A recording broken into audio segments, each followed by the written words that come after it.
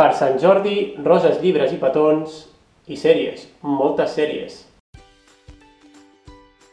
No he estat mai una persona de celebracions, però Sant Jordi és una de les excepcions. Mira que hi ha dies per tot, per l'aniversari, pel sant, el dia de la mare, el dia del pare, el dia del treballador, el dia de la dona treballadora, Reis, Cap d'Any, Carnestoltes, Sant Joan, el dia de la Terra, el dia d'internet, l'11 de setembre, les festes majors, inclús hi ha el dia de Star Wars, em sembla que se'ns ha anat una mica de les mans, no? I és que al final hi ha dies de celebració per tothom i per tots els gustos. I el pitjor de tot és que la majoria són per fins consumistes. Sant Jordi, però, m'agrada, perquè té dues característiques que el fan una mica diferent als altres. La primera és que s'ha celebrat a casa durant tota la vida, des que tinc ús de raó, i és quasi com una tradició. La segona és que la gent surt al carrer, s'ho passa bé, és feliç, es fa regals, és el dia dels enamorats, llavors, en certa manera, fa que tothom estigui més content. Es respira un ambient diferent, especial. A més,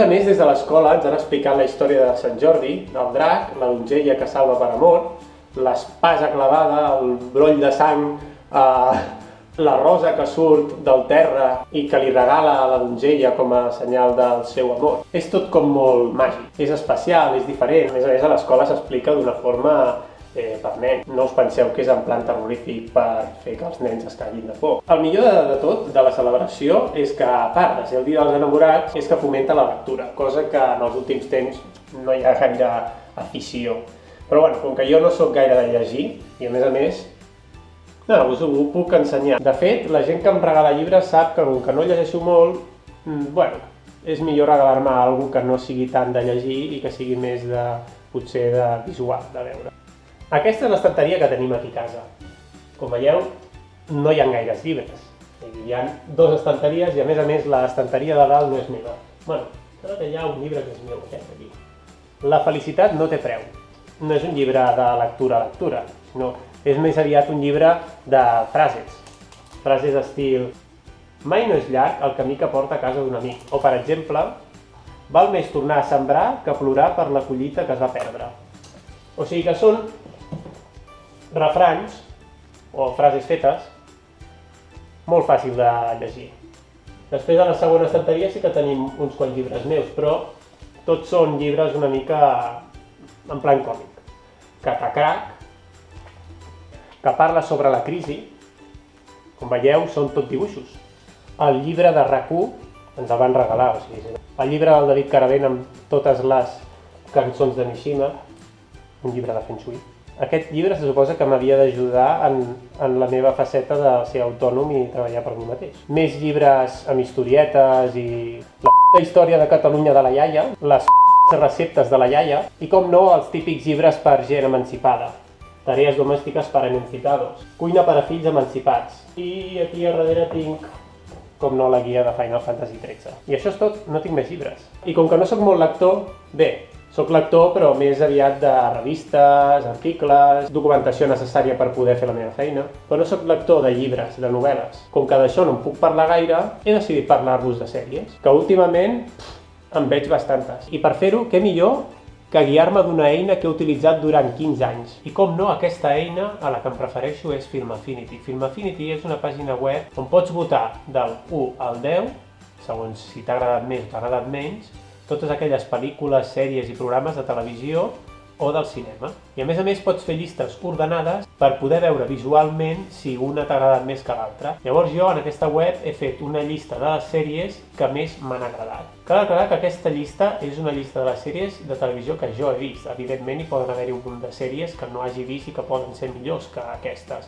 Però aquestes són les que jo he vist. No puc parlar sobre les sèries que no he vist. A més, excloc les sèries de dibuixos. Les sèries de dibuixos donarien per un altre vídeo. Llavors, prefereixo centrar-me en les sèries que últimament he vist i que són de televisió, o que són de Netflix, o que són de Movistar. També és probable que m'hagi deixat alguna sèrie, sobretot de les sèries més antigues. Perquè a mi m'agrada una sèrie ha de tenir dos elements. El primer element és que ha de ser una sèrie on hi hagi un argument principal. No m'agraden aquestes sèries que pots veure episodis saltejats perquè no hi ha una relació entre episodi i episodi que realment afecti en l'argument principal. Prefereixo veure sèries en les que t'enganxen i que has de seguir el fil perquè si no et perds. I sobretot m'agraden les sèries d'intriga, de suspense... En definitiva, m'agraden les sèries que proposen coses que em puguin sorprendre, que els personatges tinguin vivències que no siguin habituals. Tenint en compte això, he fet una llista del que per mi són les millors sèries. Començaré per la que crec que és pitjor d'aquestes que són les millors,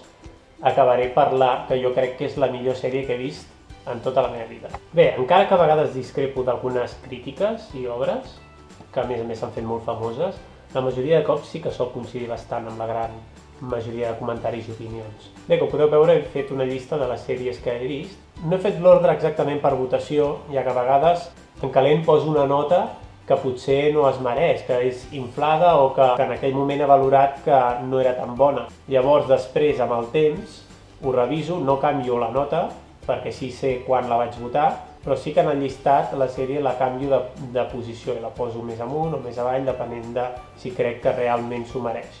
Bé, passo ràpid les sèries que estan a baix de tot de la llista perquè molt bones no són. Els hi vaig posar un 5, que un 5 és, bueno, allò que dius és passable. Hi ha sèries que actualment estan en antena com El Chiringuito de Pepe, que és una sèrie que ha acabat sent horrible.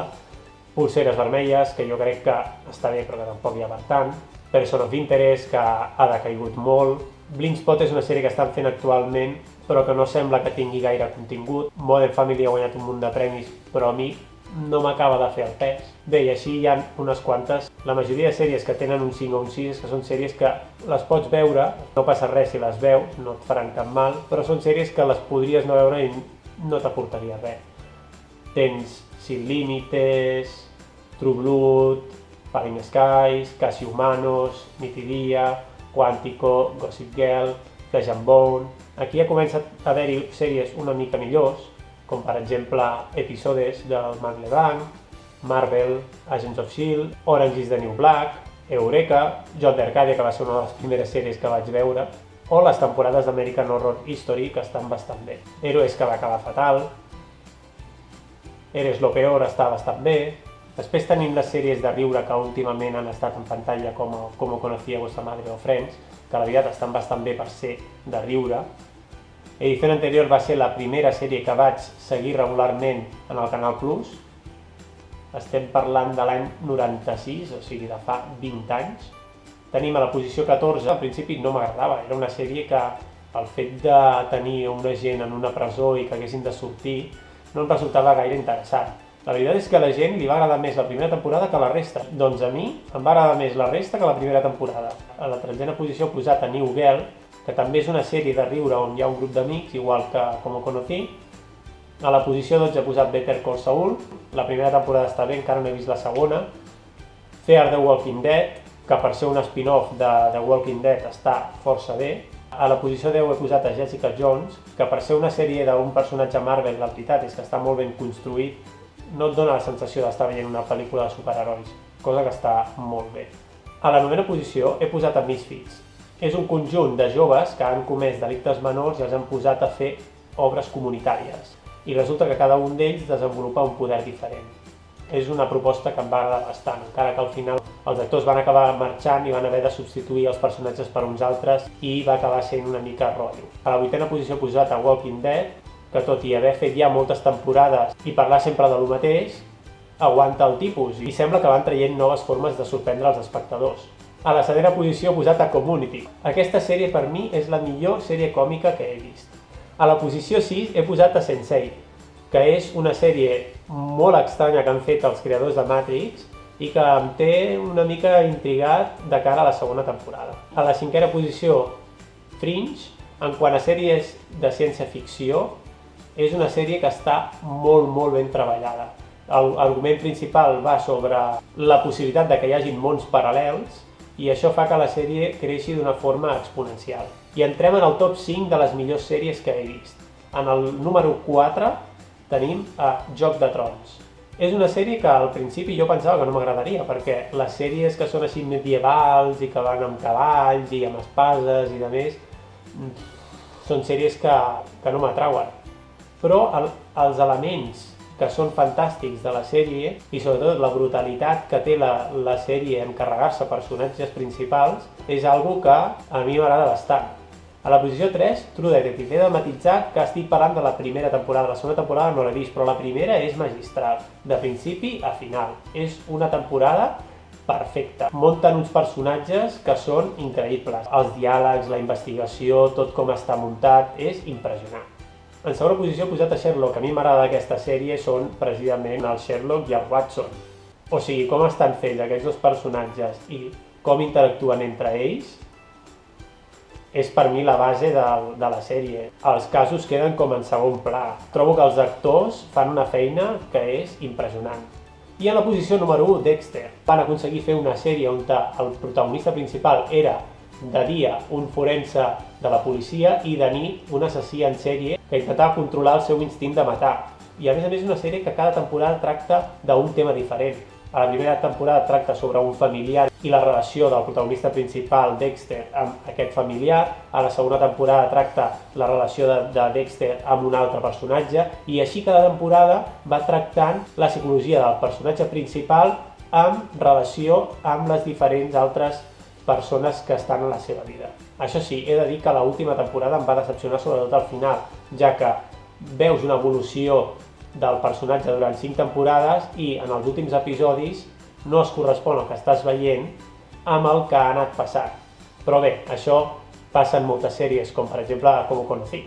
I no us he dit, falta una última sorpresa, en aquest llist no hi ha la que és per mi la millor sèrie, no volia que ho veiéssiu directament. Per mi la millor sèrie és aquesta. Breaking Bad. Breaking Bad és una sèrie que de principi a final, tots els episodis, totes les escenes, tots els diàlegs, tots els personatges són importants per l'argument de la sèrie. No s'entendria que en aquesta sèrie hi hagués un episodi o una escena que no hi fos. És una sèrie que està feta de tal manera que tot té la seva relació. I veus una evolució del personatge principal que passa de ser una cosa a una altra en 5 temporades totalment diferent. Evidentment és una sèrie que enganxa episodi rere episodi, que va increixendo fins al clímax final, que té un munt de trampes a l'espectador a nivell visual, té una escenografia, té uns personatges secundaris que es mengen la pantalla, el guió és fantàstic. Vaja, que no puc dir res dolent aquesta sèrie, més que Skyler. Bé, i aquestes són totes les sèries que he vist i que més m'agraden. Espero que tingueu un gran Sant Jordi, que ho passeu molt bé, que us regalin moltes roses o llibres i ens veiem aviat. Adéu!